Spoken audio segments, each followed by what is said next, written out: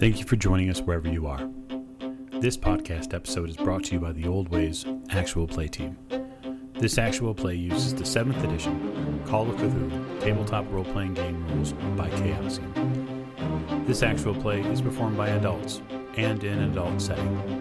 While we try very hard to stick to language for all ages, listeners should know that this podcast may include mature themes. All content, including names, places, events, companies, and etc., that may bear resemblance to entities living or dead, is strictly coincidental. My name is Michael Diamond, and for tonight's game, I will be your keeper. Thank you for joining us again in another episode of the Old Ways podcast. I'm your keeper, Keeper Michael, and we return to Horror on the Orient Express in our Milan finale series. And so we have quite a bit to get to tonight, so we're just going to go straight to introductions. To my right. Hello, I'm Mike, and I'm playing James Robert Fraser, who's currently having a lovely stroll in the park. Indeed, and he is strolling along with, to his right. Hi, I'm Rena. I play Lady Elizabeth Fitzroy, and I am also enjoying the beautiful weather in Milan. I'm sure nothing will go wrong from here. No, clearly not. At the end of the table. Hi, this is Giles. I'm playing Simon Griffith, and I'm currently keeping an eye on the door where the two lovebirds have disappeared. Interesting. And to your right. Hi, I'm Miranda, and I play Maggie Bellinger, and there's nothing like a little unlawful entry on a afternoon. Absolutely. A little bit of the old American handle jiggle, and you're right inside and out. Last but most certainly not least. I'm Martin, and I'm playing Richard Courtney. And Richard, as well as having a bit of a rash, is, I don't know, it's probably psychosomatic, but he's got a bit of a lump in his throat there. Perhaps he could do with another pot of tea. Quite possibly. Maggie and Richard, the two of you exit the residence, likely shutting the door behind you and moving away from the house. There is something, however, I would like to give you both before you leave. And it's not another rash, promise. I'd like to give you a spot hidden roll before you leave the house.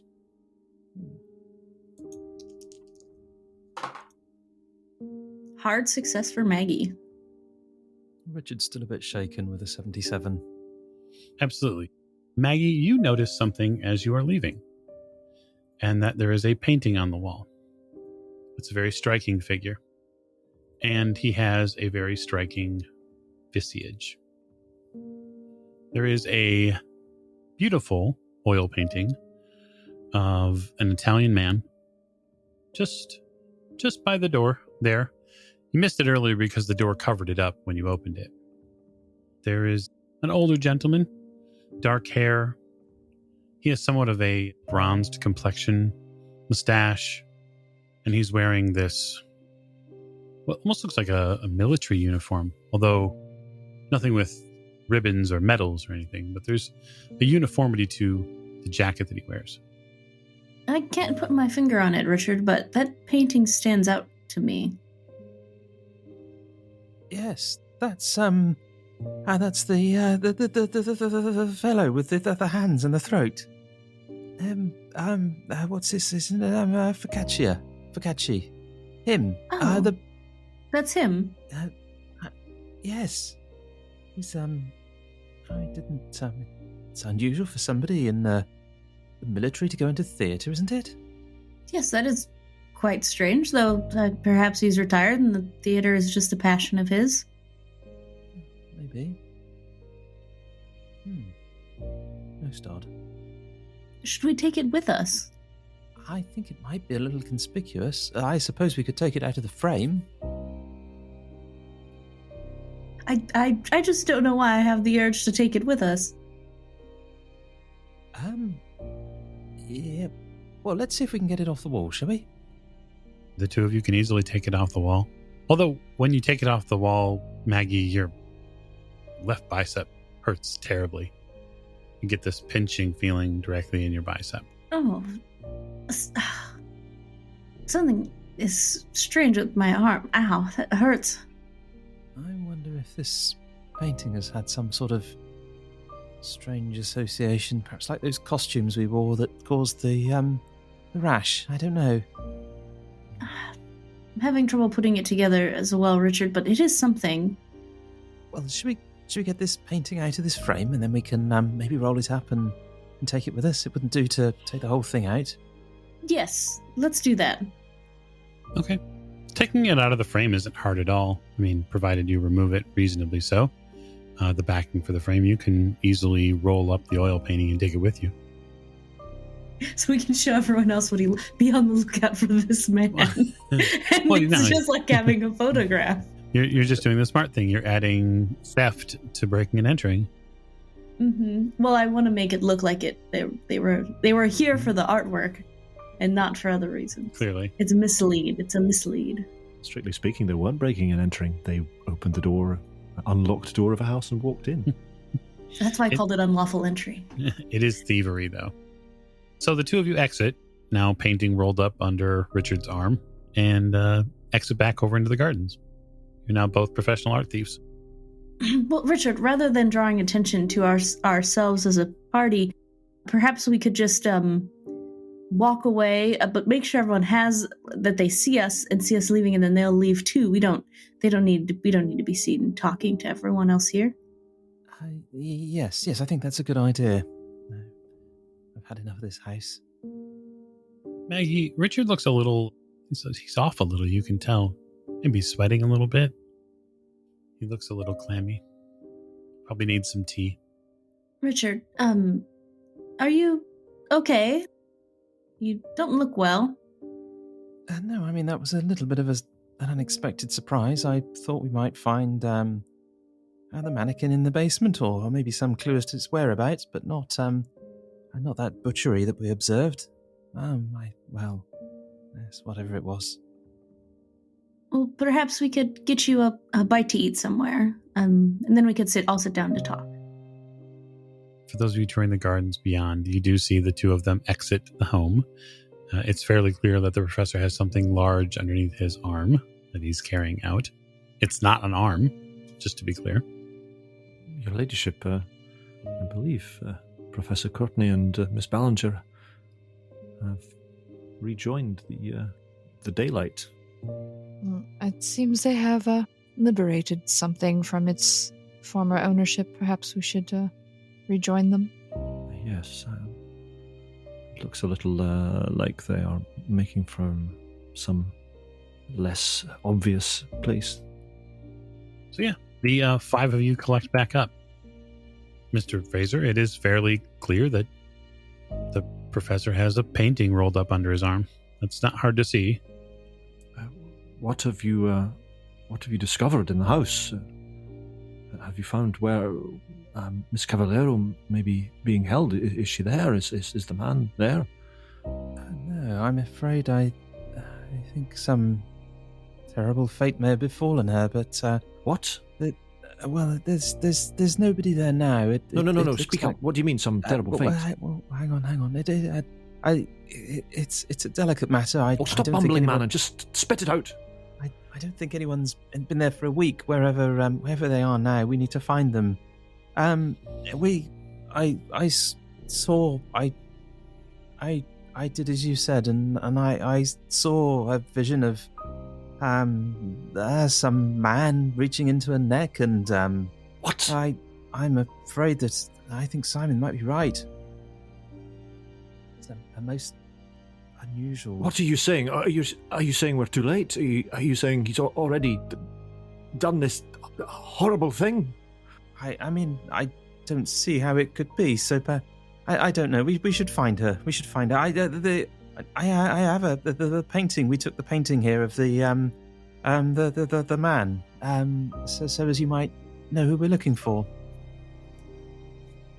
Well, what use is a painting to us, man? Could you not just describe him to us? Oh, a picture is worth 1,000 words. And we can show you a picture much faster than we can say 1,000 words. But where is he? And where is Miss Cavallero? And what did you see? What exactly did you see, Professor? And you could see Richard sort of not being very happy about this, and a bit of a white face going on. Well, I'm not entirely sure, but there was some sort of ritual. he reached into her throat and appeared to extract something. I mean, not in a surgical manner, but so maybe it was... Yes. What did he do with it? Well, he then sort of placed whatever it was, whether... I mean, it must have been a symbolic thing into his own throat. What? I know it. What? It makes no sense. I mean...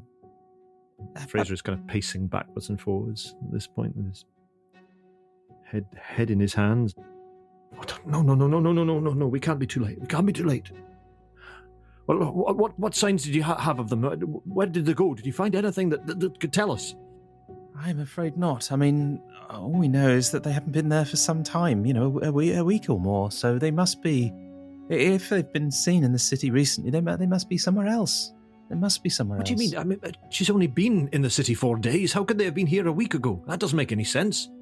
I don't know exactly. I mean, the house hasn't been populated for a week, occupied even for a week, but I don't know. I mean, the thing doesn't come with a bloody time and date on it, but... I don't understand. I mean, where does the man live if he doesn't live here? I don't know. He doesn't live there, though. I mean, certainly not. There's nobody there. No servants, no housekeeper, no manservant, no gardener. Do you think he could have been there with her while the house was empty more recently? I mean, I don't know whether the house has been vacated recently or whether... well, you said a week. What do you mean? I mean, say what you mean, man. I mean, nobody's been there for about a week. As to how many people were there 2 weeks prior, I've no idea. Fraser, Richard, we are in the middle of the public gardens. I'm sorry. Professor, is there any possibility that you are seeing the future instead of the past?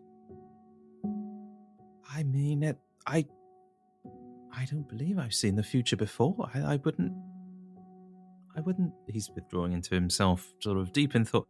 I'm not sure I'd be able to tell unless I saw the future and then those events came to pass. I'd have no way of verifying that. I don't believe so. Mind if I see this picture? Yes, of course. Here it is. Damn, he's an ugly cuss. How old does this picture look? The painting is probably 5 to 10 years old. That's good, because at least we're not dealing with a 100, 200-year-old person. Professor and Miss Maggie, I appreciate you going on in and getting this and the information to us. They're not there, as far as we know.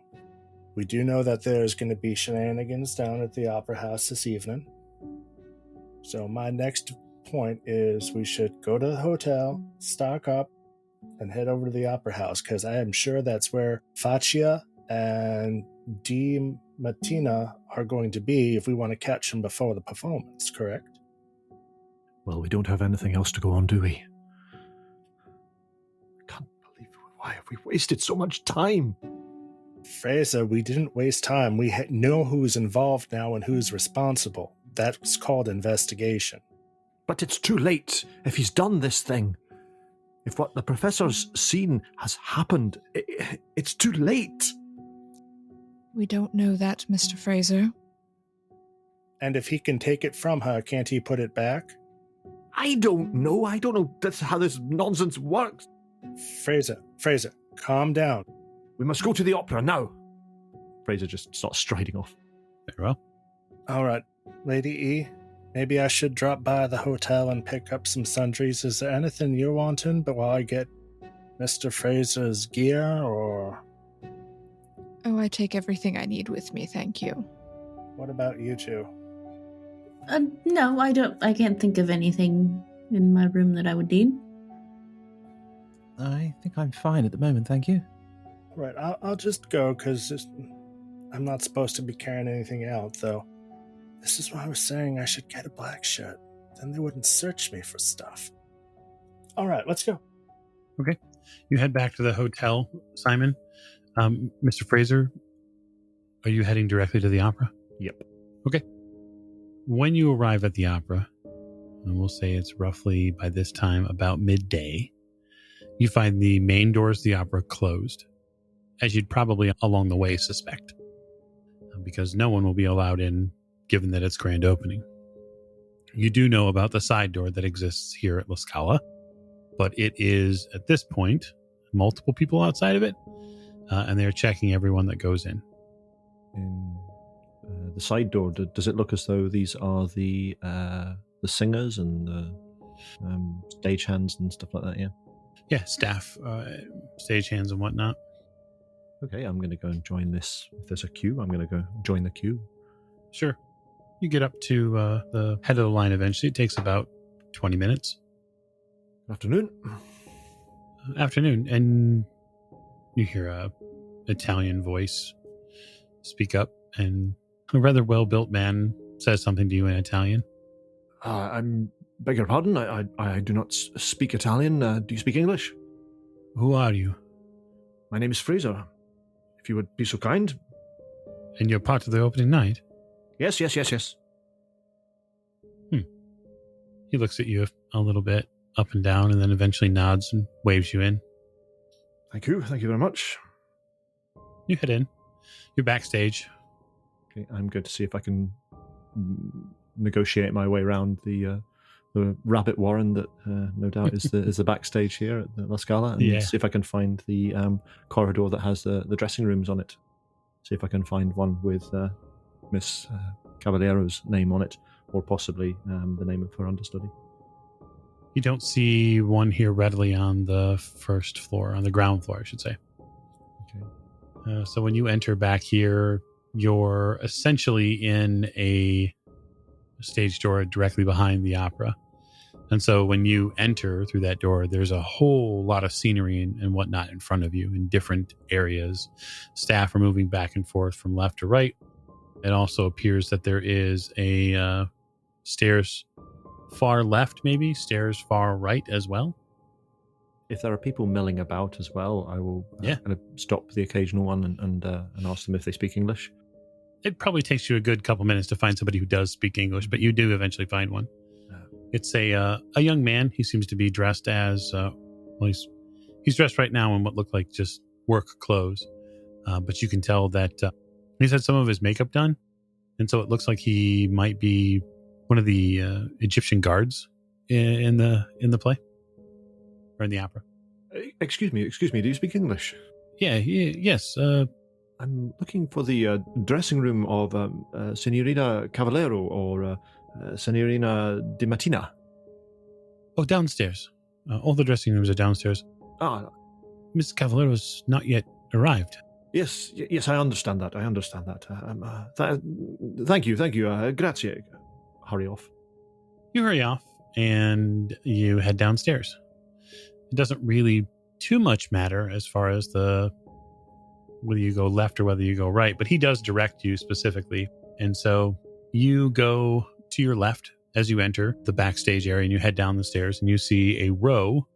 You're basically in a rabbit warren of a hallway now in the basement of La Scala. And to your right, as you walk down this long hall, there's just dressing room after dressing room after dressing room. This is something that you are somewhat familiar with, at least a little bit, probably having experienced an opera before, been back behind dressing rooms, at least one form or another. And you see a lot of posters of her. There's all these little shrines that have popped up to Miss Cavallero. Pictures of her. Candles, well wishes. You instantly find her door. That's not hard at all. It's covered in well wishes, prayers, and there is a 2-foot wide barrier of candles and flowers that exist by her door to get into it. Take all this in for a moment, and I think this display, this almost worshipful area with the candles and the cards and photographs and all that sort of stuff. It kind of maybe flowers as well. I'm guessing makes him sort of hesitate in his purpose at the minute, because up until this point he's just kind of been single-mindedly determined to go down there, find somebody and have it out with them. There's not even really been a huge amount of really rational thought about this. And I think this draws him up short for a moment, and he just kind of paces backwards and forwards outside the door for a few minutes, trying to work out exactly what he's going to do now.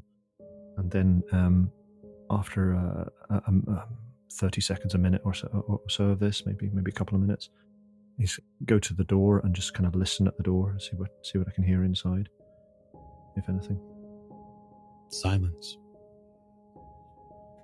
With the flowers and the candles and the well wishes around you, leaning your head against the door feels like visiting a tomb. And I will knock very gently on the door. There's no reply. I'll try the handle. It's unlocked. And I'll go in, close the door behind me, and turn on the light if the light's not on. You turn on the light.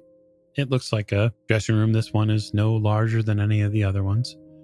There's a mirror here. There are costume racks to your left.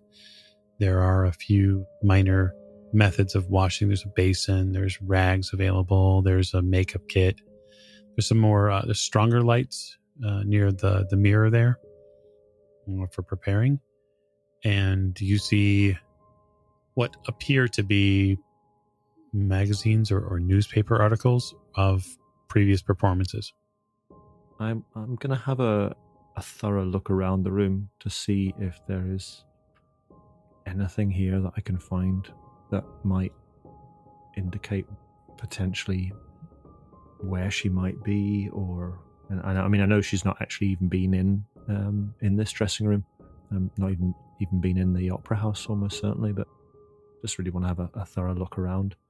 I'm also wondering where the understudy is, because he's kind of assumed that, you know, if Cavallero's not there, then the understudy would be using her dressing room, and it looks like that's not the case. Go ahead and give me a hard spot hidden roll. Attempt to do so. Oh, no, that's just a normal spot hidden roll. Okay. With a successful spot hidden roll, you do see that her station, for the most part, is been kept clean. It doesn't look like she's even had time to sit down. There are just things here that it's as if, and this would back up your impression of events, is that she never made it to the opera house where she was intending to go. She never made it here. There's going to be frustration here from this. You know, everything that's happened has led to a dead end, and I would like to just try and really start thoroughly going through everything, opening drawers, maybe taking drawers out of dressers or whatever to look if anything slipped in behind them, and doing that I will push the roll if I may. Certainly.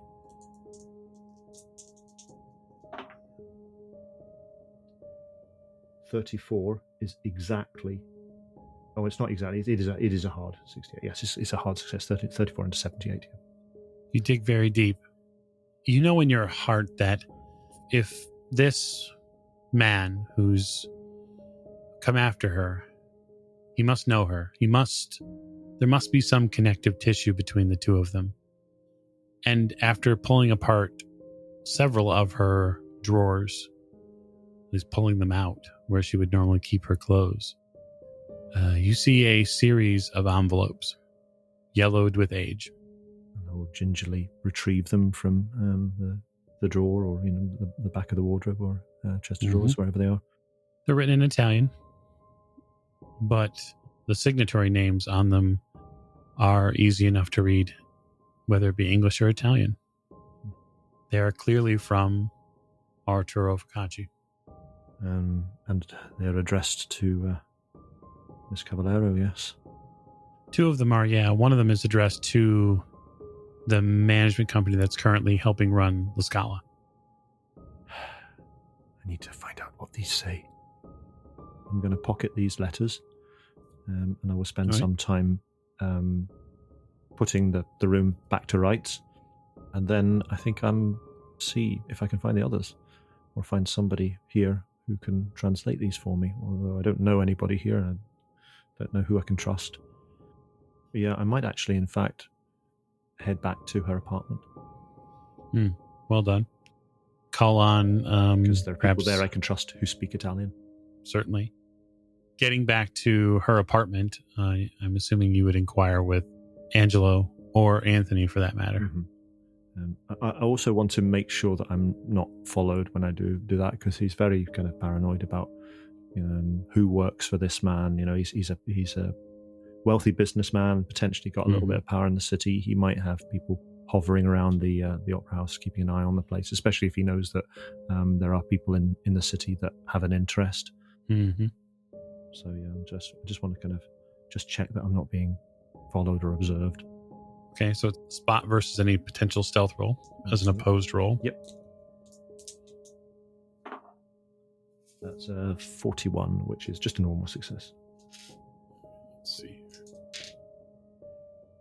Okay. It looks like so far no one's picked you up yet. You make best speed. But returning the letters to her apartment there, if you're willing, Angela will give them a read over. Okay.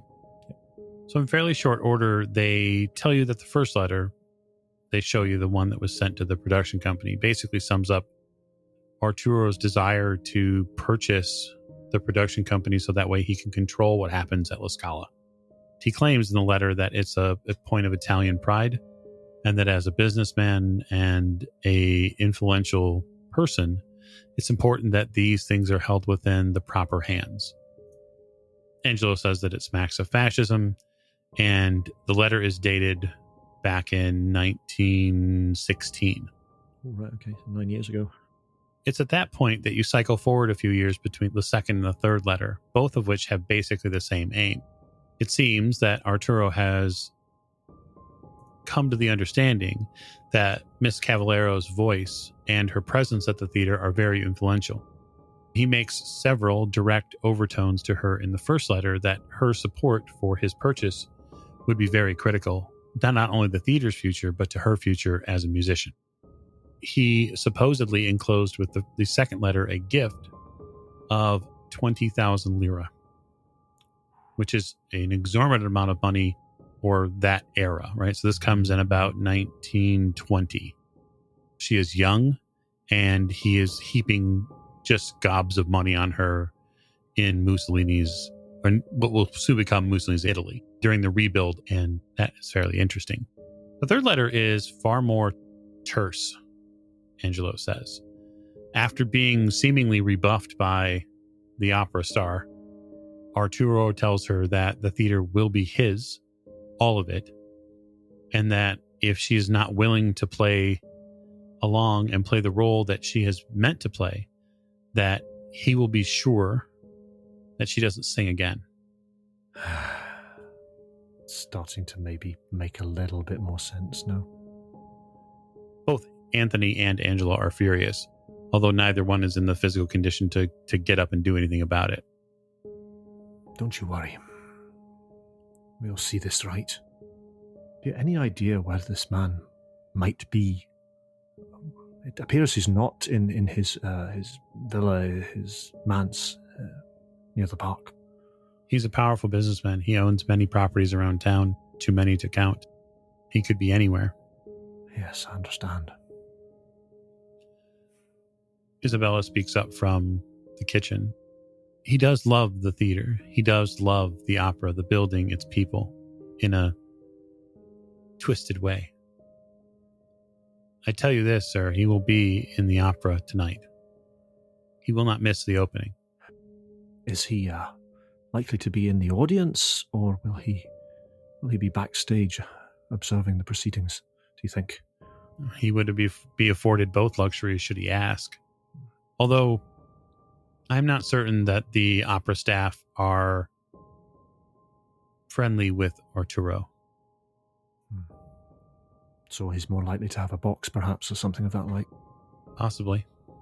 Well, thank you for this. This has given us much food for thought. Heading back to the hotel after that, Mr. Fraser? Yes, I think so. Very pensive. So by the time you get back there, it's probably a good 2 or so o'clock. You know that the opera begins at 8.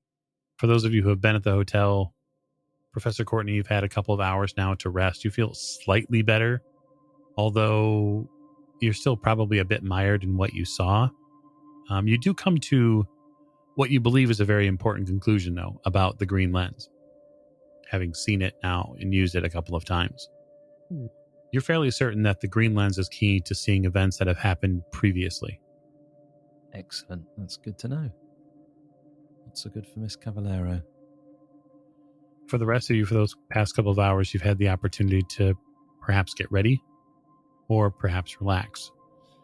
Simon, you said you were getting some sundry items together. Is there anything specific that you're preparing? Yes, I'm going to go into the trunk, and I'm thinking the Thompson is too much, but I am going to take 2 sticks of dynamite along with a fuse and primer. Okay.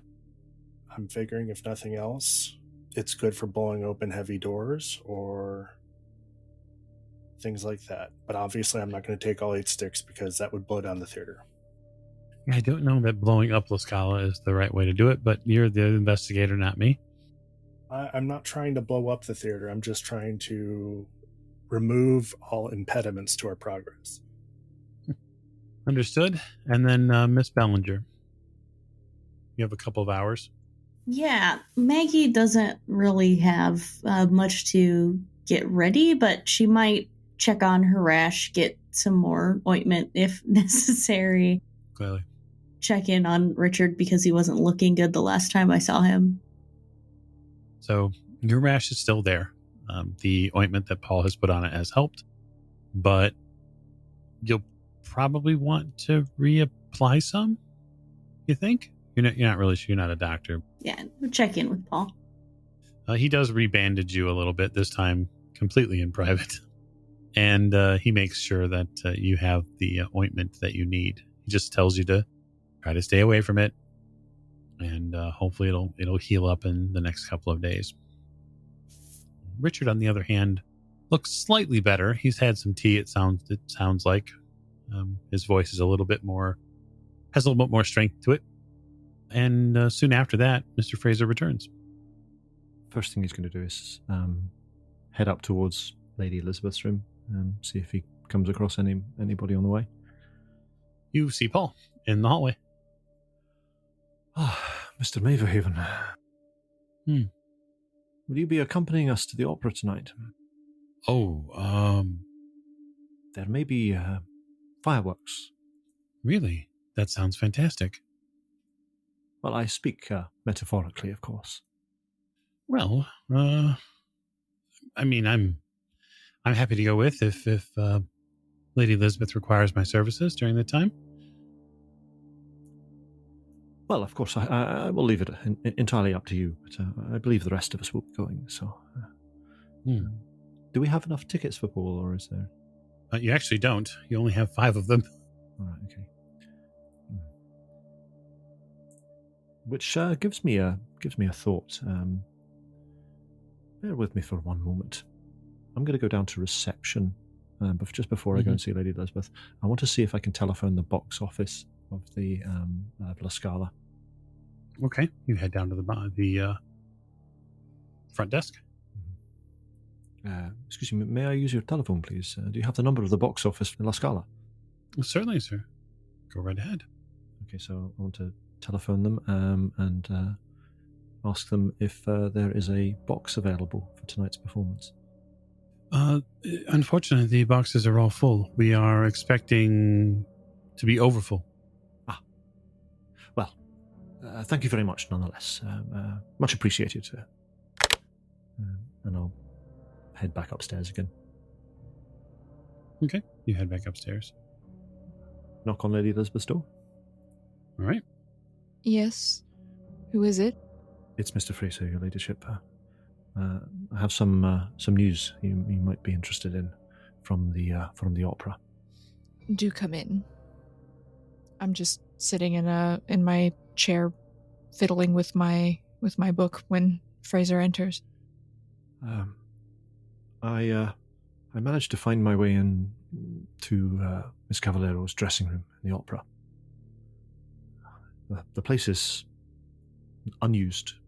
It seems the understudy is not availing herself of that particular room. Quite where she is, I don't know. But I found these, and I'll just lay them down on the desk. I've had them translated, and they would appear to be a number of letters dating back some 9 years or so, with regard to the purchase requests from Mr. Faccia of La Scala. They start off fairly innocent enough, standard documentation and etc., but they grow ever more menacing and threatening. And the last ones here, and find the particular letter, refer to this, rather coarse threat to make sure that Miss Cavallero never sings again should she deny her support to the man in his attempted purchase of the Opera House. It seems he is acting upon his word. Well, that explains a lot. Perhaps he has not actually acted yet. At least we can hope. Indeed. That's all we have now, isn't it? Hope. I have an idea, but I'm not sure if you're going to like it. Well, considering it's usually me saying I have an idea and telling you that you won't like it, I'm appreciating this role reversal for the moment, so please do go ahead. It seems that Mr. Faccia is most likely to attend the opera in some fashion. When I spoke to the housekeeper, Miss Isabel, she intimated that he was not exactly flavour of the month backstage. So my guess is that he will be in the audience, possibly in the dress circle or in a box. While he is there, he may present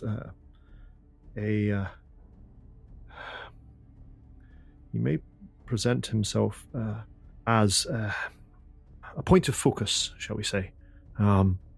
If you are enjoying the opera in the stalls, and Mr. Maverhaven is there in my stead, it may give me the opportunity to work my way around unobserved another part of the building and keep an eye on this Faccia and observe his movements without being seen myself.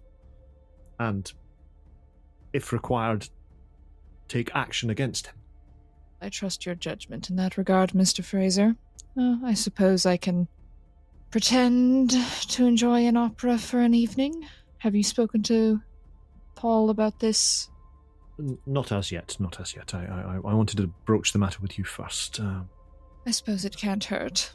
Just do be careful, Mr. Fraser. Don't let your emotions get the better of you. Oh, your ladyship, I must admit I am somewhat overwrought by the whole affair. Well, I will go and make the necessary preparations. And no doubt I will see you later. If you wish to make the others aware of what I found. Well, if they're not off obtaining more rashes, I'll see what I can do. Yes, I don't understand that at all. That's very strange. So there's still no sign of this other piece of the simulacrum either. Well, for me at any rate, that is a secondary consideration at present. I'll speak to you later then, your ladyship. As the clock winds forward, inexorably, 4 o'clock, 5 o'clock. There are meals to be had, of course, should our investigators want them. There is an opera to prepare for as well, as going in just a pair of working pants is simply just not going to be acceptable. Is anyone making any special preparations in their dress before they go? Well, I'm going to track down Fraser and ask him what the plan is for this evening. Yes, who is it? Enter. Come in, Mr. Griffith. Close the door behind you if you'd be so kind. I close it. You see Mr. Fraser, he is in casual wear, and laid out precisely on his bed next to a small canvas bag are several pieces of what you will recognize immediately to be a rifle. What is the plan for this evening, sir?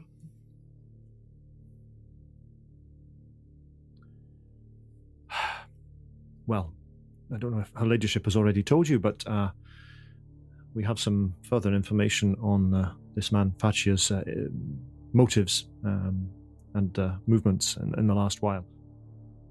It seems he'll be coming to the opera tonight. My guess is he'll be in a box, observing the situation, watching this understudy sing, and I intend to place myself in a position where I can watch him and make sure that he doesn't try anything funny. So you're going to be watching him with your scope? That is my intention, yes, Mr. Griffith. Well, where do you want me then? And I open up my jacket and I put the 2 sticks of dynamite on the bed taped together. Well, that is up to you, Mr. Griffith. Mr. Maverhaven will be attending the opera in my stead. You will be seated with the others in the front row of the stalls, whether you wish to join them or not, unless perhaps you wish to make your way around to the rear of the box and listen or observe from that area. My plan was to attempt to purchase another box where I could set myself up on the other side of the theatre, but that doesn't seem to be an option. So what I'm going to try and do is get inside backstage and make my way up to the fly area. And I can cover escapes. Yes, good thought. I have one other idea. All the boxes are sold, correct? Yes, that is my belief. Did Conti have a box? Because he's deceased. I have no idea. I did not inquire as to who had purchased the boxes, and I very much doubt if they would have told me. Well, you know people backstage, right? Or Anthony does. Yes, but I don't know if he'll know who's purchased boxes and who hasn't. I need to speak to the front of house for that, I would imagine. Just an idea. What would you like me to bring tonight? I can bring the red candles, or I could bring my weapons, my pistols. I mean, Mr. Thompson can be brought in, for insurance. I will leave that entirely to your own discretion, Mr. Griffith. There's my discretion, and there's what you think is necessary. How dangerous do you think this will be? I have no idea. That is the honest truth. He may simply sit in his box and watch an opera. 6 becomes 7. You begin hearing quite a lot of traffic outside. If your plan is to bring the Thompson, you're going to tell me where you're going to hide it. Dynamite is one thing. A Thompson is not just long, it is wide because of the drum. You can unmute, it's fine. I was planning on bringing it unassembled in a suitcase, but if it's too much, then that's fine. We can leave it behind. It's not too much. It just, logistically speaking, the suitcase isn't meant for the suitcase is a trunk that has a false bottom where the Thompson sits at, like taken apart, right? Right. You'd have to bring the entire trunk with you to bring the Thompson. It's not like you have a gangster violin case from Chicago, right? Like that is perfectly form molded for the Thompson. Although that would be a great thing to get a hold of. Yes, and they make violins here in Italy. They certainly do. So if you're not going to bring the Thompson, are you bringing the dynamite? I will bring the dynamite. I will be keeping the fuses separate as is safe. Sure. And I will also be bringing my pistol and my toothpick. Mm-hmm. Okay. The traffic outside is foot traffic. You all noticed this at some point through your windows. The road leading to La Scala begins to fill with the Milanese dressed dark for the event. There's almost a mourner's tone to what is going on. You see a lot of veiled women. You see a lot of tuxedoed men, obviously. Suits as well, but all the tones are dark. There isn't many light colors here at all. And at some point, I don't want to speak for you, of course, but at some point, I would imagine the 5 of you would gather and begin making your way there. Yes, and Lady E is wearing the most daring formal gown that she has in the brightest possible color that she would ever consider wearing, just to contrast with all of the grim gray and black everywhere in Milan. Certainly. She's supposed to be a distraction, darling. Your arrival at the theater, one by one, as the doors open, probably about half an hour before the event starts. There are some likely thousands of people here outside as the Scala opens. The outside of the theater has again been done up in this Egyptian theme. So there are sphinx heads and pharaohs and obelisks and whatnot outside, all done to draw you into the theme of Aida. As the doors open, you get a sense here in Milan that everyone is hoping that Katerina will show up on stage. That said, those of you who are taking a different path inside, if anyone is planning on heading to areas other than their seats, so that would be either backstage or perhaps another portion of the theater, you know. I'm going to be heading backstage. Okay. Same. To get backstage during this time, you have basically two options. Either you're going to have to talk your way backstage, as the doors to the stage are manned by staff, or you are going to have to slip backstage using stealth in some manner of chicanery therein. Stealth. I will try stealth as well. All right, go ahead. That is a 10 under 69. It's extreme success. Very good. I got a 98 over 60, so it's not a botch, but it is a fail. So I'm going to try pushing the roll. Go right ahead. It is important as your keeper that I remind you that failed push rolls are bad. All right, I am going to, with everything crowded, I will not go to my... Crap. Fine, I'll go to my seat. Okay. You head down front to your seat. Lady Elizabeth, you have some of the best seats in the house. It takes about 5 minutes with the foot traffic here to get from the auditorium to the front row. You are in the front row. Your seats are immediately before the orchestra, and you can hear all of the squeaks and strums and blurts from the various instruments as the orchestra begins to prepare. It really is something that is special. And even though it is something that you have likely engaged in before, at least maybe not your favorite occasion, it is nice being in the front row and being shown the proper respect for your station. Making quite a scene in a long emerald gown, very low cut in the back, but just enough to show off the correct number of vertebrae for this particular occasion. Certainly.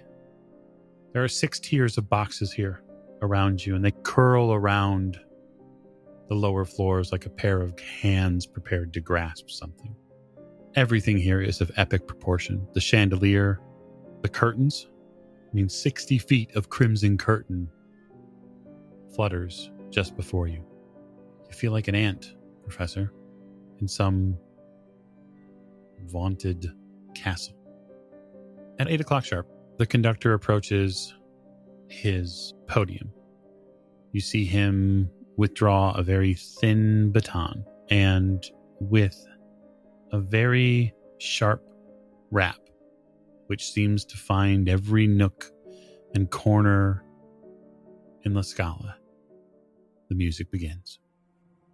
Those of you who can remember still the days when Miss Cavallero sung for you aboard the Orient Express, you hear a very similar melody begin. The curtain begins to bunch up and it rises. It reveals a stage on a great hall of ancient Egypt. You see priests sacrificing plaster lambs and the statue of Isis nearby. They seem to gesture and gesticulate toward it as if they're desperate for Isis's favor. You see a young warrior begins to sing about being the chosen one.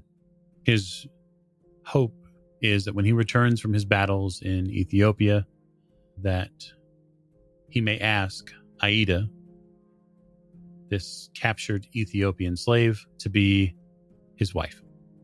It's a rich play, or opera as it were. The story is fantastic. The players aboard the stage are second to none. And the architecture of La Scala only lends to the sound of their voices. Even though most of you do not truly understand what they are saying, getting through the story points visually is something that you can do. As for someone who is quite a fan of the opera, Mr. Fraser, this is directly from the font, as it were. It is an enrapturing display, even if your mind is somewhat bisected by a need for justice. You see the understudy in the role of Aida. You hear her voice. DiMattina starts with none of the vocal power that Katerina has. And so as she takes the stage and she begins to wind her way through that tortured aria, you know immediately when she starts that as good as she might be, as well-trained and talented, she cannot hold a candle to Katerina. And it's fairly clear that everyone around you knows that as well.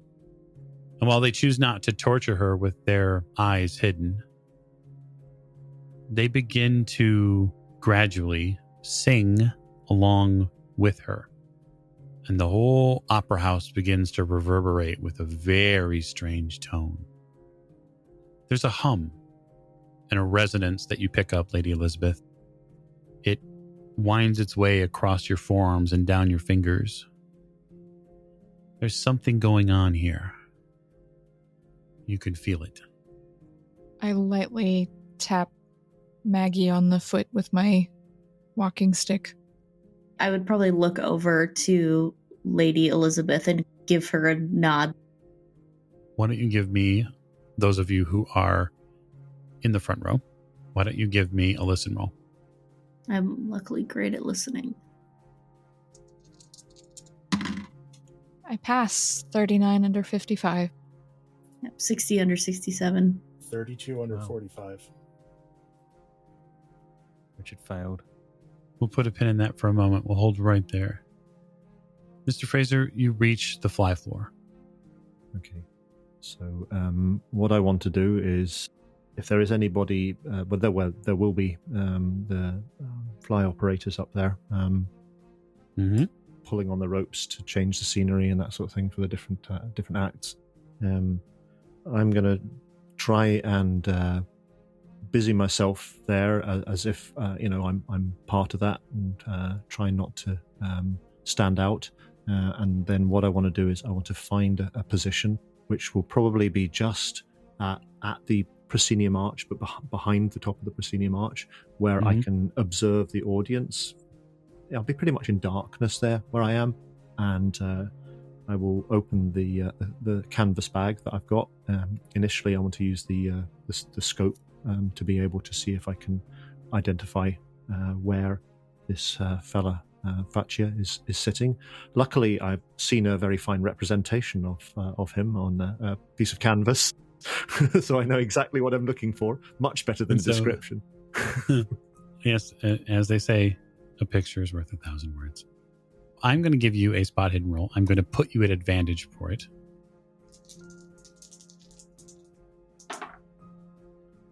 That is a 13 under 78. You don't have much trouble locating him, especially as this aria begins to swell in the room. You begin to hear it up here, too. You hear Katerina's voice.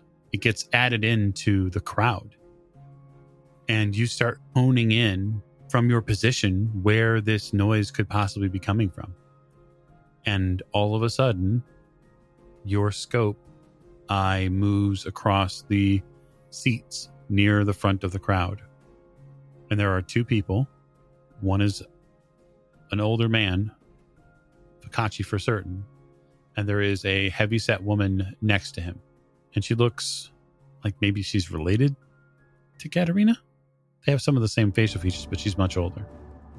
Right. But you see him. And you see, more importantly, the fact that his neck is woefully scarred, especially from this angle, because you're looking down. You have the high ground, as it were.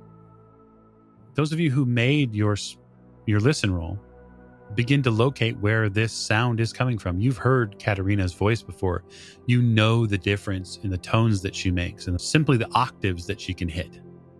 This man not far from you, who links up pretty well with the painting you've swiped, Richard, sings exactly in her voice. To tone. Exactly.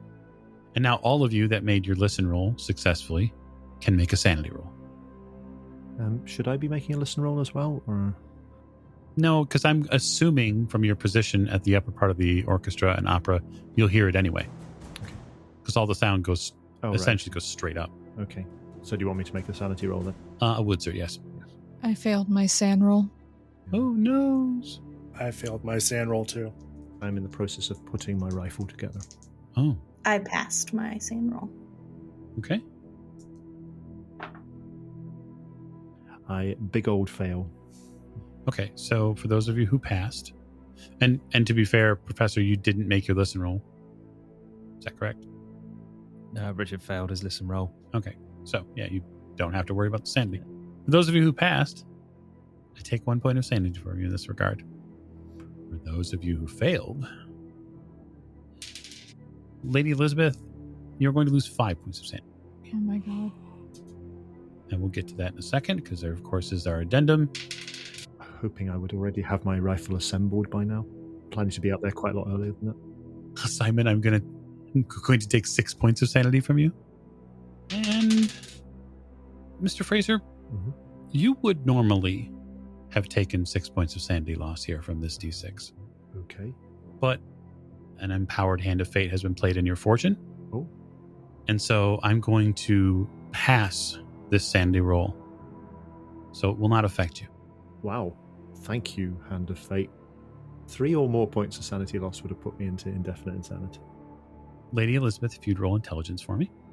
I did, and I failed it. Oh, Very surprisingly. that's very surprising. 72 over 65. Simon? I scarily enough failed it too, 84 over 80. Ooh. And I just imagine me and Richard sandwiched between them. Yes. Many people in the audience become overcome by the sound. Those of you who have taken your sanity losses are overcome in far different ways. Although there is no additional bouts for you, it is no less distressing to see someone having dissected and removed someone's voice wholly, and then be able to, not but days later, sing with it in the same manner.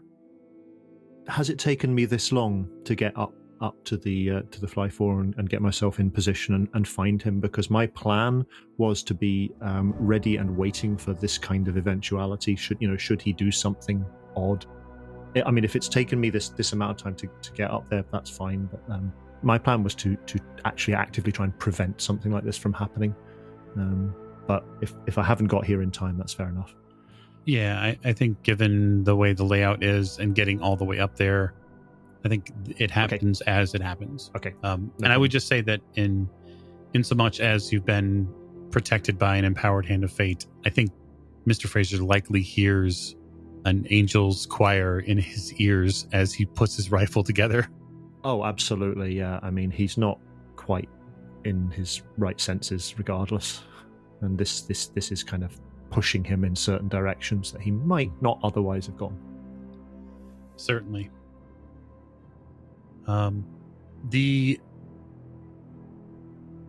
This old man's mouth and lips, dry and cracked with age, continue to sing as if he is a famed opera star. Next to him, Mr. Fraser, this large old woman sits. She's a little slack-mouthed. She seems to be listening intently as the aria continues, but she seems to, with your rifle sight too, you can likely see that she's mouthing something. Oh. She doesn't seem to be being affected by this in the same way as the others? No, sir. Okay. And you would pick up too that, given your very effective spot hidden roll with the rifle, you would have picked up too that her neck is also scarred. Okay.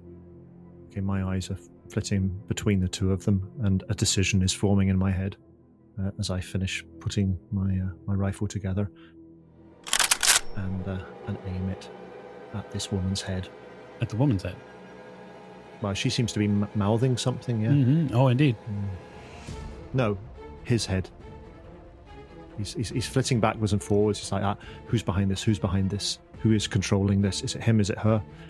And then he remembers what Richard told him about what happened in the house. And he turns it to the main focus of his ire, which is this man Fatchia.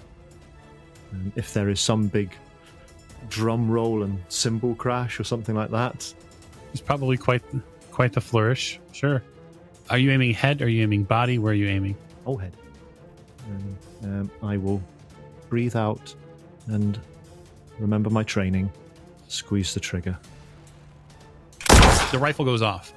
And as much as the crescendo of the aria is there, and the voices along with this person continue to sing, there is a rifle that goes off.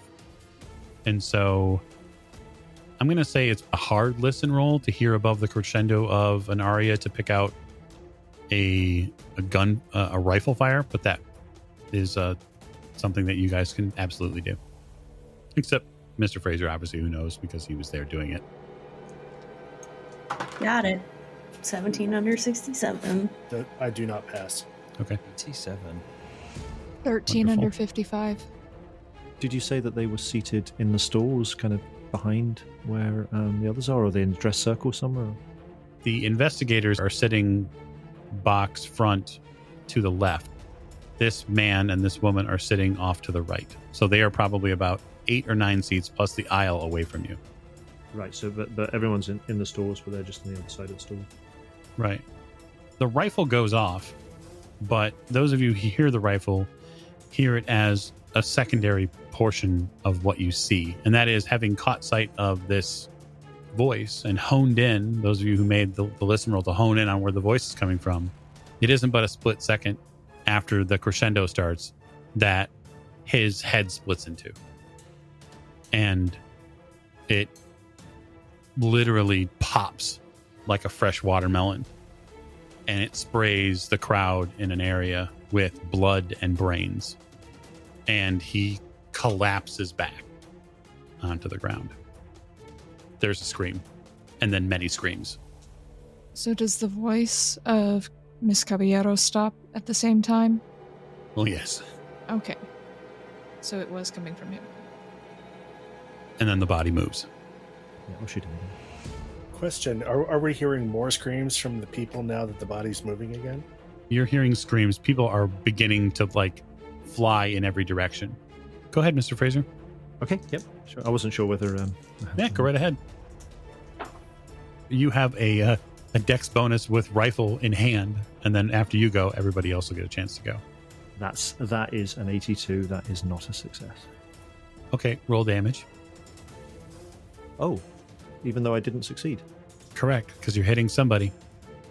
Oh, right. Oh, so should I roll with a penalty die then or something? Actually, should I have been rolling with a penalty die? Because it's not firing into melee, but... But it is very likely that you will hit somebody else. There's thousands of people. I'm not going to fire unless I've got a clear shot. So if there's a chance I'm going to hit somebody else, I'm not going to fire because I'm a professional.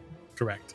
You'd probably aim up the rifle again and see that, okay, yeah, it's on the ground. Maybe he's moving, but it's a little dicey. Yeah, if there's somebody in the way, I just wait. I just wait until I've got a clear shot. Okay. What is the rest of the party doing now that Aida has been rudely interrupted by rifle fire? Clutch Richard. Maggie, what's going on?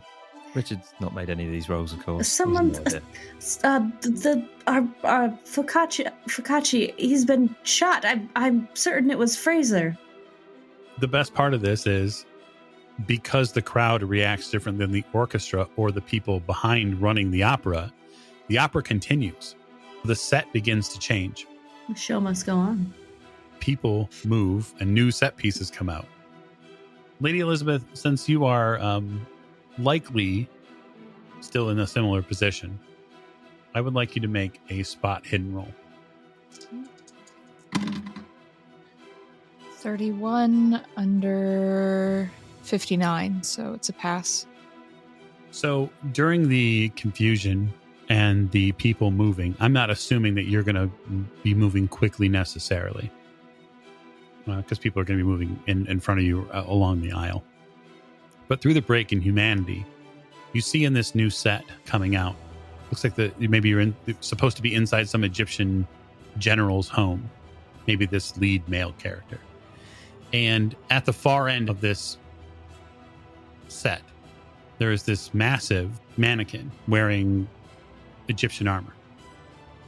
And what catches your eye is that the torso piece that wears it has an opalescent sheen. Professor, Miss Bellinger, we have a simulacrum to obtain, and I'm going to point at it with my cane. Come along. So it wasn't an arm after all. Right. Let's go and get it. Simon, you see the man that was shot that is laying on the ground, Focacci. You see the body twitch, and you see his arm come up and grab at the back of one of the seats nearby as to try to pull himself up. There is a pie-shaped wedge of his head missing. And the woman who was seated next to him? She's passed out, covered in blood. Lady E? Miss Maggie? Go get that simulacrum right now. We got the dead coming back to life here. Yes. You and your friend, Mr. Thompson, can take care of it. I have things to do. Didn't bring Mr. Thompson. I brought Mr. Pop. Paul, go with them. Get far away.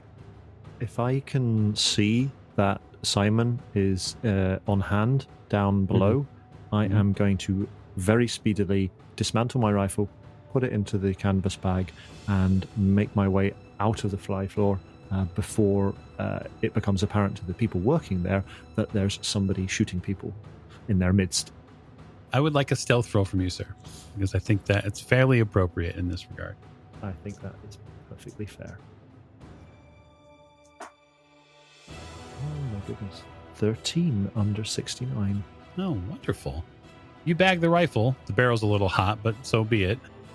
You bag the rifle and you get off the fly floor as soon as you can. You can tell on your way down, this is maybe 20 or 30 seconds afterwards, because it takes a little while to break the rifle down. You can tell that the people below you have not yet seen, the stage workers have not yet seen what's going on. Excellent. Those of you on the ground floor watching this go on or beginning to move start seeing the actresses and actors. They are now reacting and fleeing the stage. And I think, all told, that's an excellent place to call it quits today. And so our Milan finale series will continue next week. We thank you again for your listening ears. Now, if you'd like to join us on Discord, you can. We have a Discord community. Please stop by any of our social media imprints and find it. Come chat with these wonderful cast members and tell them how much fun you're having enjoying listening to it. And then if you'd also like to dive a little deeper into the community, we have a Patreon, patreon.com/theoldwayspodcast, where you can check out this show, our Mask of Neil Alphatep, and then, of course, our Vampire the Masquerade. And so have a wonderful night and be careful going to the opera.